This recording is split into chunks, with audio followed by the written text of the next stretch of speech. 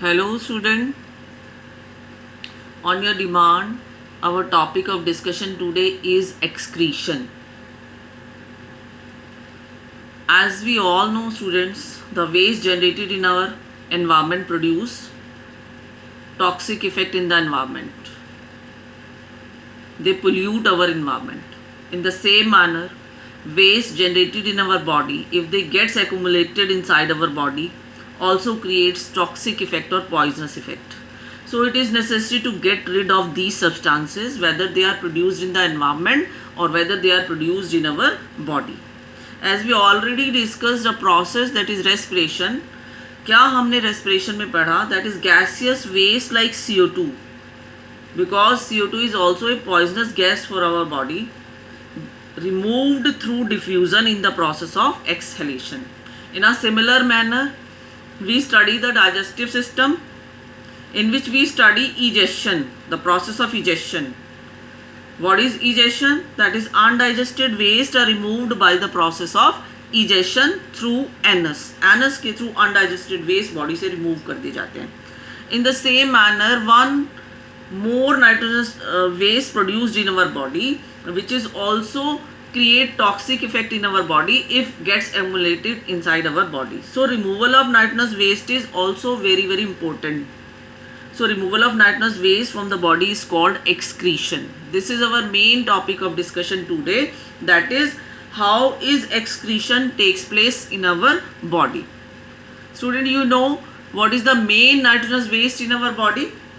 That is urea. Urea is the main nitrogenous waste in our body, and the type of excretion in which urea is expelled out from the body is known as the ureotalic excretion.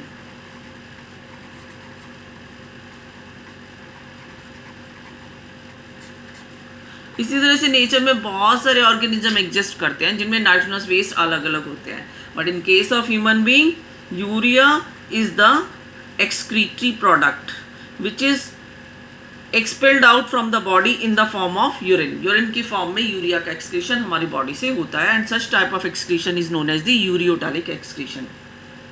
Another type of excretion which exists in nature, in which the main nitrogenous waste is the ammonia.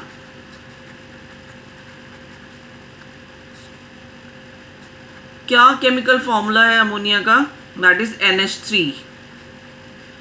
So in certain organism like aquatic organism, ammonia is the main nitrogenous waste, and such type of excretion is known as the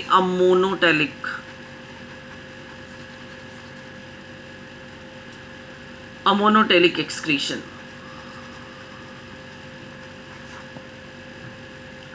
इसी तरह से third type of excretion which exists in nature, which is the main nitrogenous waste, is the uric acid.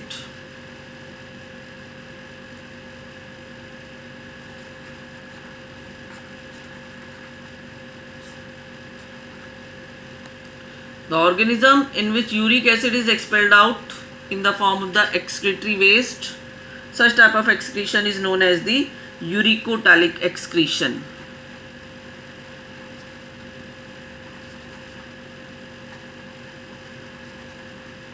So here we are going to discuss the ureotalic excretion in case of human being. First we will discuss the excretory system in case of the human being. So here is the diagram I am going to draw for you all. A pair of kidney which are bean shaped.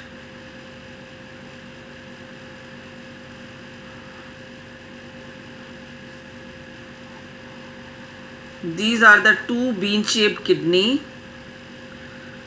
The outer surface is somewhat convex in shape and inner one is the concave. These are the two bean shaped kidney through which a tube is running out down into the body.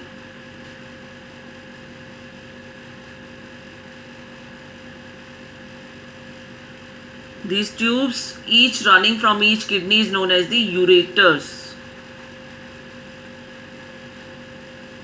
These two ureters running from each kidney, one pair of kidney,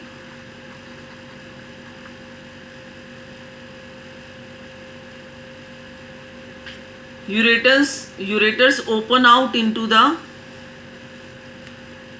inverted pear shaped structure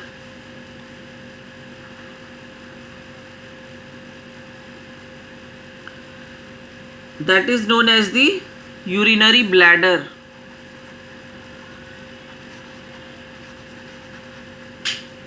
And the last opening of urinary bladder is known as the urethra. This is the very simple diagram of excretory system. 3 marks का question कई बार CBSE board में ये पूछा जाता है, जिसमें सिर्फ इतने ही लेबलिंग मांगते हैं. 1 पेयर ऑफ किडनी से यूरेटर रन कर रहे हैं नीचे की तरफ, और यूरेटर की ओपनिंग जो है यूरिनरी ब्लैडर में होती है. किडनी में यूरिन की फॉर्मेशन होगी, यूरेटर्स के थ्रू ये यूरिन कलेक्ट हो जाता है यूरिनरी ब्लैडर में, और यूरिथ्रा के थ्रू बॉडी से पास आउट कर दिया जाता है. Kidneys are located in the abdomen, one on either side of the backbone. रीढ़ की हड्डी सबको पता है, बैकबोन, तो बैकबोन की दोनों तरफ एक ही किडनी हमारे एब्डोमेन में प्रेजेंट होती है. Urine produced in the kidney passes through the ureter and collect into the urinary bladder where it is stored. कब तक स्टोर रहेगा? Until it is released through the urethra. So urethra is the last opening of excretory system through which urine is expelled out from the body. How is urine produced? What is the purpose of making urine? Actual में क्या होता है, blood में nitrogenous waste present होते हैं, तो blood को filter करती है किडनी, और नाइट्रोजनस वेस्ट को एक्सपेल्ड आउट करने में रोल प्ले करती है. मेन नाइट्रोजनस वेस्ट अभी हमने पढ़ा ही है, urea along with little amount of uric acid produced in the body and that is present in the blood. Blood goes into the kidney where urine formation takes place, या blood की filtration हो जाती है kidney के अंदर, और urine को की फॉर्म में जो है नाइट्रोजनस वेस्ट यूरिया बॉडी से बाहर एक्सपेल्ड आउट कर दिया जाता है. What is the filtration unit in the kidney? अगर हम किडनी के स्ट्रक्चर को देखें तो it is divided into 2 part. The outer part is known as the cortex region and inner part is known as the medullary region. Inside the kidney, large number of nephrons are present. So nephrons are the filtration unit. Nephrons are the structure and functional unit of kidney, which helps in excretion process and in the process of formation of urine. How is the urine formation takes place? Urine formation पढ़ने से पहले हम nephron का structure पढ़ेंगे. What is the structure of nephron? So here I am going to draw structure of nephron.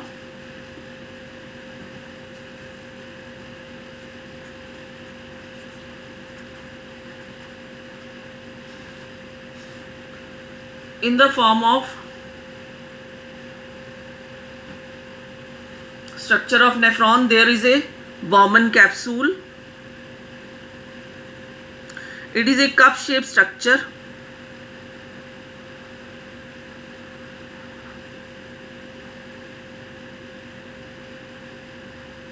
This is the Bowman capsule.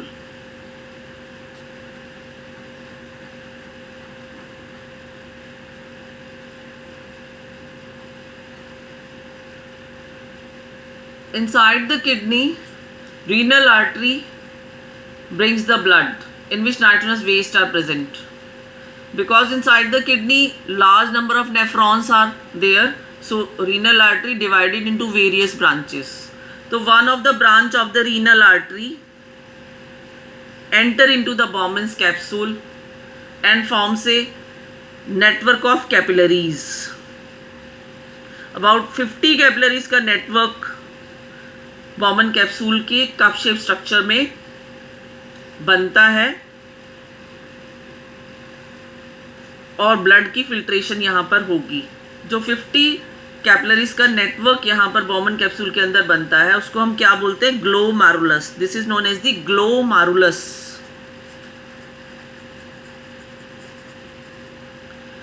Glomerulus along with Bowman capsule, glomerulus और Bowman capsule को मिला के हम क्या बोलते हैं?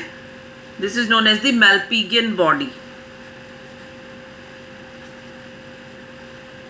मेल्पिगियन बॉडी. मेल्पिगियन बॉडी में हमने क्या क्या काउंट किया है? That is Bowman capsule, that is cup shape structure in which branch of renal artery, this is branch of renal artery, brings the blood into the cup shaped structure of Bowman capsule. This branch of renal artery forms about network of capillaries.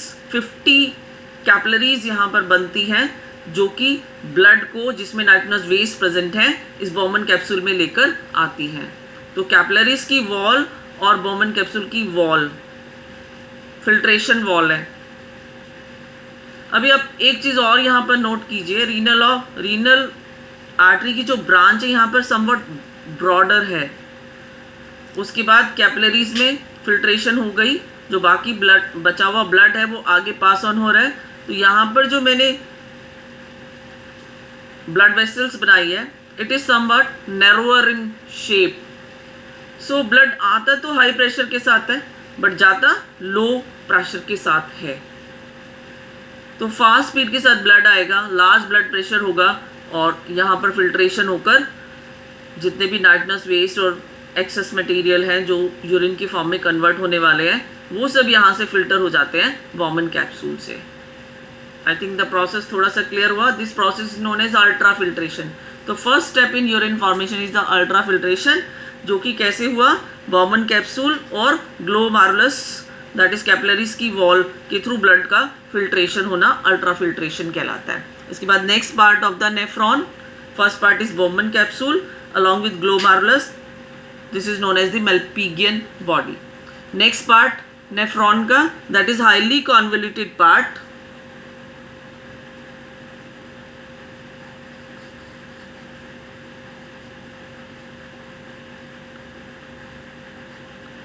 This convoluted part is known as the PCT. क्या बोलते हैं हम इसको? PCT.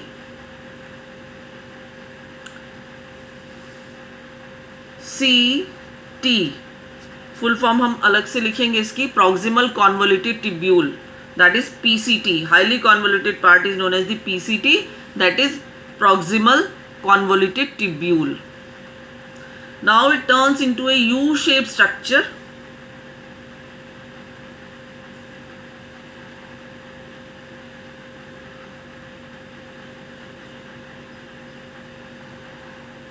This U-shaped structure is known as the loop of Henle.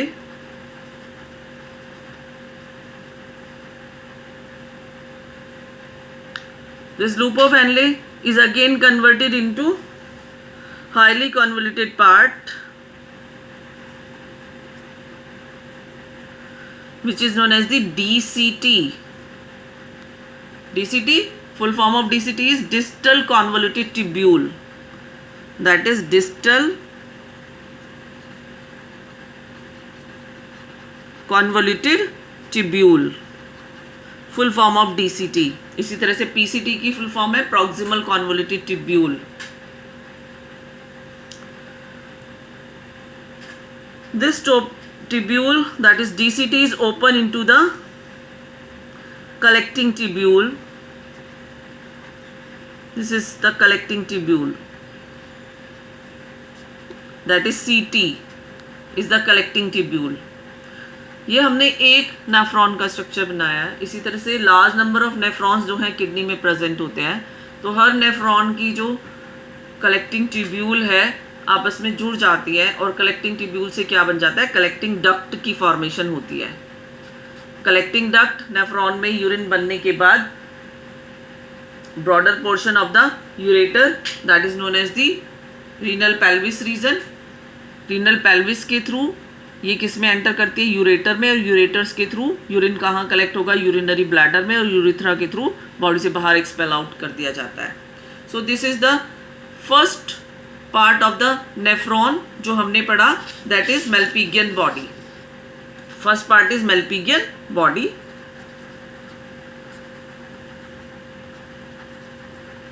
Malpighian body में हमने दो part पढ़े हैं.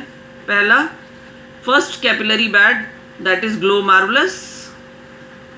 This is the first capillary bed. जो फर्स्ट कैपिलरीज यहाँ पर बनी है उसको हम ग्लोमेरुलस बोल रहे हैं. ग्लोमेरुलस के साथ सेकेंड पार्ट जो मेलपिगियन बॉडी को कॉन्स्टिट्यूट कर रहा है that is cup shape part that is known as the Bowman's capsule. कौन सा पार्ट है ये जो हमने स्टार्टिंग में बनाया? That is Bowman capsule and this is glomerulus जो ब्रांच ऑफ रीनल आर्टरी से फॉर्मेशन हुई है. ये दोनों मिलकर फिल्ट्रेशन यूनिट बना रहे हैं और यहाँ पर ब्लड फिल्टर होकर किस में पहुँच रहा है? पीसीटी प्रॉक्सिमल कॉन्वोल्यूटेड ट्यूब्यूल में पहुँच रहा है. प्रॉक्सिमल कॉन्वोल्यूटेड ट्यूब्यूल से लूप ऑफ हेनले में, देन डीसीटी में, देन कलेक्टिंग ट्यूब्यूल के अंदर पहुँच रहा है. सेकेंड पार्ट नेफ्रॉन का मेलपिगियन बॉडी के बाद स्ट्रक्चर में अगर हम देखें तो वो रीनल ट्यूब्यूल कहलाता है. That is renal tubule. Renal tubule का फर्स्ट पार्ट क्या है? That is PCT proximal convoluted tubule. Second part क्या है? That is loop of Henle. Loop of Henle के दो लिम्स हैं, डिसेंडिंग एंड असेंडिंग. किसको हम डिसेंडिंग कह रहे हैं, किसको हम असेंडिंग कह रहे हैं? ये जो पार्ट लूप ऑफ हेनले का नीचे की तरफ रन कर रहा है इसको हम डिसेंडिंग पार्ट कह रहे हैं और जो ऊपर की तरफ रन कर रहा है इसको हम असेंडिंग पार्ट कह रहे हैं. तो loop of Henle is made up of two parts, descending limb of loop of Henle and ascending limb of loop of Henle. तो ये दो पार्ट्स मिलकर जो है लूप ऑफ हेनले को बनाते हैं. थर्ड पार्ट क्या है लूप ऑफ हेनले के बाद? That is DCT distal convoluted tubule. That is again highly convoluted portion that is DCT. इसको हम डीसीटी कह रहे हैं. नेक्स्ट पार्ट क्या होगा? That is collecting tubule. Collecting tubule और कलेक्टिंग ट्यूब्यूल की ओपनिंग किस में हो रही है? दैट इज कलेक्टिंग डक्ट में हो रही है. सो ये this is the structure of the nephron. अभी लिटिल बिट हम इसमें और ऐड करेंगे. अभी हमने यहाँ पर पढ़ा अल्ट्रा फिल्ट्रेशन कैसे होती है. तो यूरिन फॉर्मेशन का फर्स्ट प्रोसेस क्या हुआ? That is ultra filtration. Ultra filtration में हमने क्या पढ़ा है?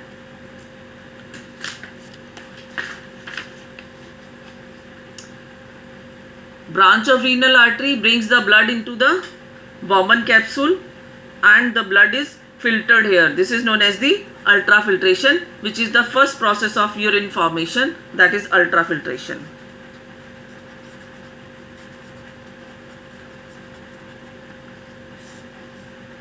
इसके बाद सेकेंड स्टेप यूरिन फॉर्मेशन में आता है सेलेक्टिव रीएब्जॉर्प्शन.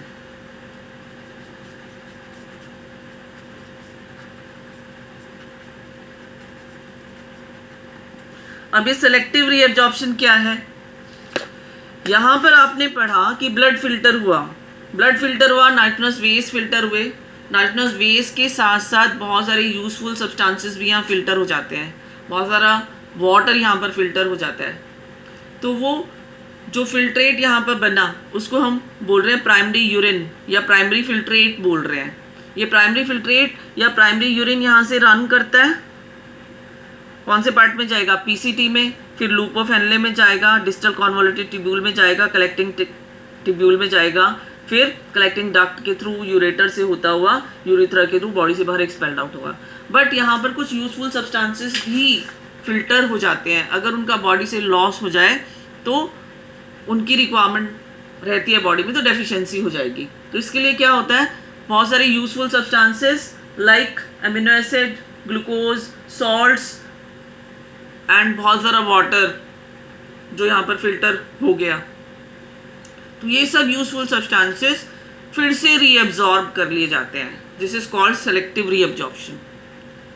रीएब्जॉर्ब होकर ये कहाँ जाएंगे? फिल्ट्रेशन के बाद जो ब्लड बचा था वो इस ब्लड वेसल्स में रन करता है. ये ब्लड वेसल्स इस यू शेप स्ट्रक्चर के चारों तरफ एक सेकेंड नेटवर्क ऑफ कैपिलरीज को कॉन्स्टिट्यूट करती है.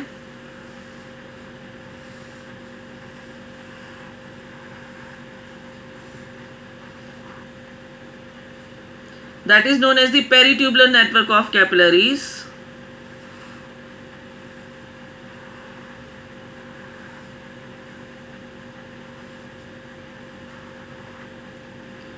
क्या कहा हमने इसको, पेरीट्यूबुलर नेटवर्क ऑफ कैपिलरीज। हमने वर्ड यूज किया था फर्स्ट कैपिलरी बेड, जो कि ग्लोमेरुलस बना है ब्रांच ऑफ रीनल आर्टरी से। उसके बाद सेकेंड कैपिलरी नेटवर्क बन रहा है, that is peritubular network of capillaries, जो कि इस रीनल ट्यूब्यूल के चारों तरफ फैला रहता है। अब सेलेक्टिव रीअब्जॉर्प्शन कैसे हुआ, जो सब्सटेंसेस यहाँ पर फिल्टर हुए हैं उनमें यूजफुल सब्सटेंसेस हैं, वाटर है बहुत सारा का सारा वाटर यहाँ लॉस नहीं होगा यूरिन की फॉर्म में, सिर्फ उतना ही लॉस होगा जितनी बॉडी को रिक्वायरमेंट नहीं है। अगर बॉडी को रिक्वायरमेंट है तो फिर से रीअब्जॉर्ब हो जाता है। तो सेलेक्टिव रीअब्जॉर्प्शन में useful substances like glucose, amino acid, salts and large amount of water according to need of the body इस नेफ्रिक फिल्ट्रेट या प्राइमरी यूरिन से रीअब्जॉर्ब हो जाते हैं, और रीअब्जॉर्ब होकर कहाँ पहुँचेंगे, इस पेरीट्यूबुलर नेटवर्क ऑफ कैपिलरीज में जो बाकी बचा हुआ ब्लड था फ्लो कर रहा है उसमें रीअब्जॉर्ब हो जाएंगे। This step is known as selective reabsorption. Selective reabsorption में क्या हुआ है, that is useful substances like glucose, amino acids, salts and major amount of water are selectively reabsorbed as the urine flows along the renal tubule. This is the line of NCERT जो मैंने यहाँ पर पढ़ी है. This is called selective reabsorption. कई बार क्या होता है, ये सेकेंड स्टेप हो गया selective reabsorption. Third step is the tubular secretion. That is tubular secretion. Tubular secretion में क्या है, कई बार क्या होता है, कुछ वेस्ट सब्सटेंसेस जो हैं ब्लड में ही रह जाते हैं जो यहाँ पर फिल्टर नहीं हो पाते, तो वो कहाँ फ्लो करेंगे, blood flowing into the peritubular network of capillaries में. जो फिल्टर नहीं हुआ था पेरीट्यूबुलर नेटवर्क ऑफ कैपिलरीज में ही ब्लड फ्लो कर रहा है. तो जो वेस्ट सब्सटेंसेस यहाँ पर अल्ट्रा फिल्ट्रेशन के थ्रू फिल्टर नहीं हुए, वो waste substances blood flowing in peritubular network of capillaries से कहाँ एंटर करेंगे, रीनल ट्यूब्यूल के अंदर. कहाँ चले जाएंगे, ये रीनल ट्यूब्यूल के अंदर चले जाते हैं. This is called secretion. इसको हम क्या कहते हैं, सिक्रीशन कहते हैं. तो फाइनली सारा वेस्ट किस में आ गया, यूरिन में, जिसमें से यूजफुल सब्सटेंसेस रीअब्जॉर्ब कर लिए गए और वेस्ट सब्सटेंसेस जो हैं यूरिन के अंदर आ जाते हैं. तो अब प्राइमरी यूरिन किस में कन्वर्ट हो गया, फाइनल यूरिन में कन्वर्ट हो गया, और फाइनल यूरिन डीसीटी के थ्रू कहाँ पहुँचा, कलेक्टिंग ट्यूब्यूल में पहुँचा. कलेक्टिंग ट्यूब्यूल से कलेक्टिंग डक्ट में जाता है, और कलेक्टिंग डक्ट के थ्रू कहाँ पर जाएगा, that is the broader portion of the ureter which is known as the renal pelvis region. This region is known as the renal pelvis region. यहाँ पर ये नेफ्रॉन प्रेजेंट है. नेफ्रॉन के through जो फाइनल यूरिन बना है renal pelvis के through कहाँ एंटर करेगा, यूरेटर में रन करेगा, और यूरेटर के थ्रू किस में जाता है, यूरिनरी ब्लैडर में स्टोर रहेगा जब तक ये यूरिथ्रा के थ्रू बॉडी से बाहर एक्सपेल आउट नहीं कर दिया जाता. तो this is how urine formation takes place in human being.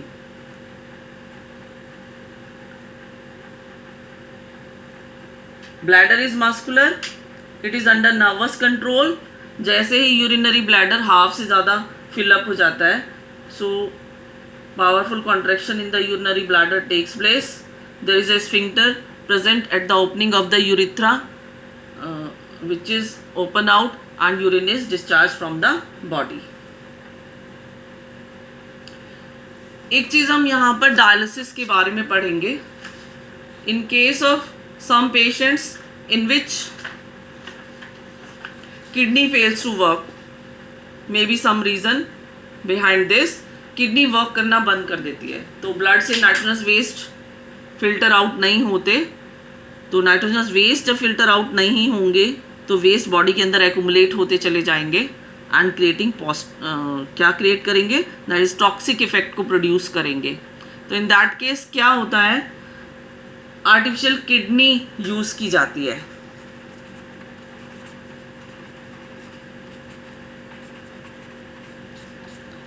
Artificial kidney का रोल प्ले करता है जब पेशेंट के अंदर बॉडी की किडनी वर्क नहीं कर रहे हैं तो ब्लड से नाइट्रोजनस वेस्ट को फिल्टर आउट करने के लिए हीमोडायलिसिस किया जाता है. क्या किया जाता है? दैट इज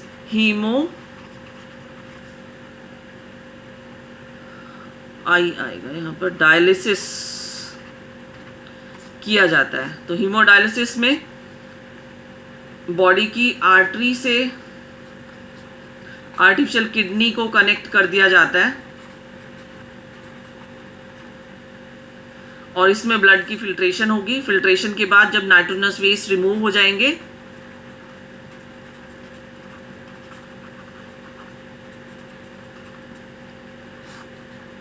वापस बॉडी की वेन से इसको कनेक्ट कर देते हैं. तो आर्टरी से ब्लड बाहर आ रहा है, जैसे रीनल आर्टरी किडनी में, नेफ्रॉन में ब्लड को लेकर जाती है. तो यहाँ पर आर्टरी का कनेक्शन आर्टिफिशियल किडनी से कराएंगे. नाइट्रोजनस वेस्ट रिमूव हो जाएंगे. रिमूव होने के बाद वापस ये वेन्स के थ्रू बॉडी के अंदर भेज दिए जाते हैं. तो इस तरह से आर्टिफिशियल किडनी की हेल्प से हीमोडायलिसिस प्रोसेस के थ्रू इसमें ऑस्मोसिस होती है और नाइट्रोजनस वेस्ट को बॉडी से रिमूव कर दिया जाता है. यहाँ पर एक डायग्राम में हमने यहाँ पर ब्रांच ऑफ रीनल आर्टरी बनाई है. यहाँ पर लास्ट में यूरिन फॉर्मेशन कंप्लीट हो जाने के बाद, this is the renal vein.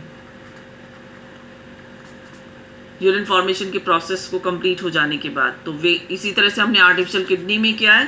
Renal artery को हमने कनेक्ट किया आर्टिफिशियल किडनी के साथ और वापस जो है रीनल आर्टरी ब्लड को बाहर लेकर आ रही है और रीनल वेन के थ्रू कनेक्ट कर दिया, जो बॉडी के अंदर वेस्ट को बॉडी के अंदर वेस्ट फिल्टर हो जाने के बाद ब्लड को बॉडी के अंदर फिर से सप्लाई करती है. So this is all about excretory system in case of human being. I think the topic is very much clear to you all. One more question. How is the amount of urine produced regulated? किस तरह से जो urine बन रहा है उसका amount को regulate किया जाता है? तो it is according to the need of the body. जितना वाटर रिक्वायरमेंट बॉडी के अंदर रहेगी, मान लीजिए हमें ज़्यादा एक्सेस ऑफ वाटर को ड्रिंक किया है और बॉडी में इतनी रिक्वायरमेंट नहीं है, तो excess of amount of water जो है यूरिन के फॉर्म में बॉडी से रिलीज आउट हो जाएगा. समर्स में स्वेटिंग भी होती है, वाटर का लॉस हो जाता है, वाटर की रिक्वायरमेंट ज़्यादा रहती है, तो दैट टाइम यूरिन आउटपुट कम बनता है क्योंकि ज़्यादा से ज़्यादा वाटर रीअब्जॉर्ब कर लिया जाता है सेलेक्टिव रीअब्जॉर्प्शन के प्रोसेस में. अगर वाटर की रिक्वायरमेंट बॉडी में इतनी नहीं है तो क्या होगा, लार्ज अमाउंट ऑफ वाटर जो है बॉडी से एक्सपेल आउट होगा, तो सेलेक्टिव रीअब्जॉर्प्शन की फॉर्म में वाटर का रीअब्जॉर्प्शन कम होगा. तो this is known as the osmoregulation, जिसमें वाटर एंड आयनिक सॉल्ट के अमाउंट, आयंस को या सॉल्ट्स के अमाउंट को बॉडी रेगुलेट करती है. तो किडनी के दो फंक्शन हुए, यूरिन फॉर्मेशन तो है ही, साथ में excretion, and another function of kidney is the osmo regulation. What is osmo regulation? That is maintenance of the concentration of ionic salts as well as amount of water in our body. This is known as osmoregulation. This is the function of kidney. This is also the function of kidney. तो कितने function यहाँ पर kidney perform हुआ? Urine formation, excretion and osmoregulation. These all are the function of the kidney or excretory system in our body. Thank you so much.